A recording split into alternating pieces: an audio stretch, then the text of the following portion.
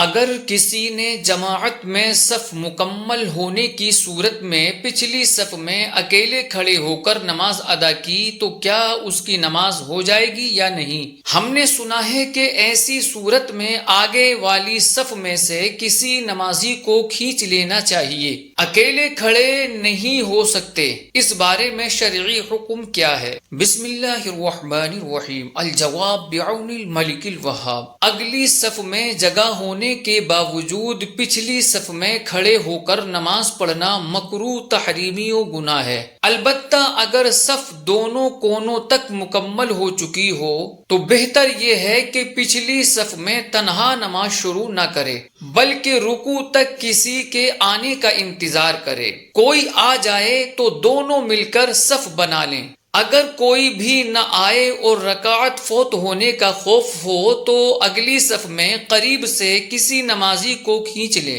اور اس کے ساتھ کھڑا ہو جائے، لیکن خیال رہے کہ جسے کھینچے وہ اس مسئلے کو جانتا ہو، اور بہتر ہے کہ اچھے اخلاق والا بھی ہو کہ کہیں مسئلہ نہ جاننے کے سبب اس کے کھینچنے کی وجہ سے وہ اپنی نماز ہی توڑ بیٹھے اور غصے کی وجہ سے سمجھنے سے پہلے لڑائی ہی شروع نہ کر دے۔ یہاں علماء فرماتے ہیں کہ چونکہ ہمارے زمانے میں دینی مسائل سے ناواقفیت عام ہے، لہٰذا اس زمانے کے اعتبار سے بہتر یہ ہے کہ اگلے نمازی کو نہ کھینچا جائے بلکہ تنہا ہی نماز شروع کر دے۔ سرکار تاج الشریعہ علیہ رحمت و رضوان ارشاد فرماتے ہیں کہ کنارے سے کسی آدمی کی پشت پر ہاتھ رکھ دے، وہ اگر مسئلے سے واقف ہوگا تو کچھ توقف کر کے اپنی جگہ سے کھنچ آئے گا، ورنہ نیت باندھ لے اب کراہت نہ ہوگی۔ بہرحال اگر کسی نے بلا عذر بھی صف میں تنہا کھڑے ہو کر نماز پڑھ لی تو اس کی نماز ہو جائے گی، اگرچہ بلا عذر ایسا کرنا گناہ ہے۔ پہلے اگلی صف مکمل کرنے کا حکم ہے،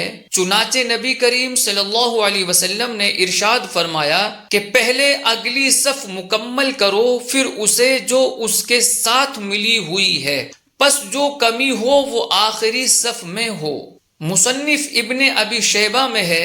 کہ حضرت عطا بن رباح رضی اللہ تعالی عنہ ایسے شخص کے بارے میں فرماتے ہیں جو مسجد میں آئے اور صف پوری ہو چکی ہو کہ اگر اسے اگلی صف میں داخل ہونا ممکن ہو تو داخل ہو جائے، ورنہ کسی شخص کا ہاتھ پکڑے اور اپنے ساتھ کھڑا کر لے، تنہا کھڑا نہ ہو۔ بدائع الصنائع میں ہے کہ مقتدی جب اگلی صف میں جگہ نہ پائے تو اسے چاہیے کہ کسی کے مسجد میں داخل ہونے کا انتظار کرے تاکہ اس کے ساتھ پچھلی صف میں کھڑا ہو سکے۔ پس اگر کوئی بھی نہ ملے اور رکعت کے فوت ہونے کا خوف ہو تو اگلی صف میں سے کسی ایسے شخص کو کھینچ لے جو مسئلہ جاننے والا اور خوش اخلاق ہو تاکہ وہ دوسرا شخص کھینچنے والے پر غصہ نہ کرے۔ پس اگر ایسا شخص بھی نہ پائے تو اس صورت میں امام کے پیچھے تنہا کھڑا ہو جائے۔